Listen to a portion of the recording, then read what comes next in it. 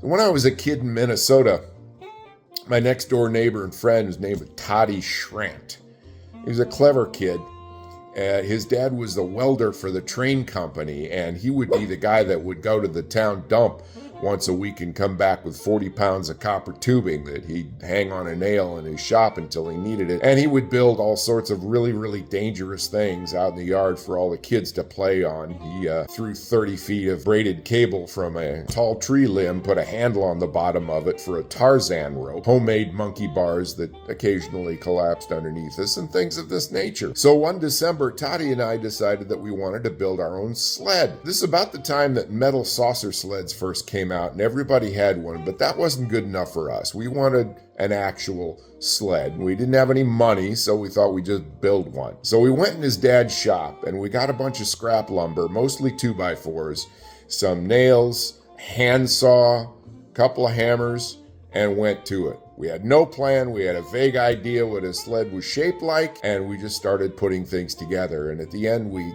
got something that looked like a pallet with an angle cut in the front rails, because that's what sleds looked like. Weighed about 40 pounds, as I remember, and we decided that we were going to try to drag this thing up the bluff and see if it would go. We kind of lived halfway up a bluff to start with, but we had to go past about 6 houses to get to the open field that we could actually slide. So we huffed and puffed and dragged this thing up the snowy sidewalk, which took us most of an hour to get past 5 houses, up the cemetery hill, levered the thing over the fence, which in itself about exhausted us, drag it further up the hill, finally reached a meadow that was snow-covered to a thickness that we thought maybe we could actually make this thing slide. Argued for about 20 minutes about A, who was going to try it first, B, what we were going to call the thing, and I said, let's call it the Manta Ray, and he thought that was stupid, which it was. His lumber, his tools, so he was making a rule, so he was going to go first. So he backed way up the hill and ran toward it, jumped,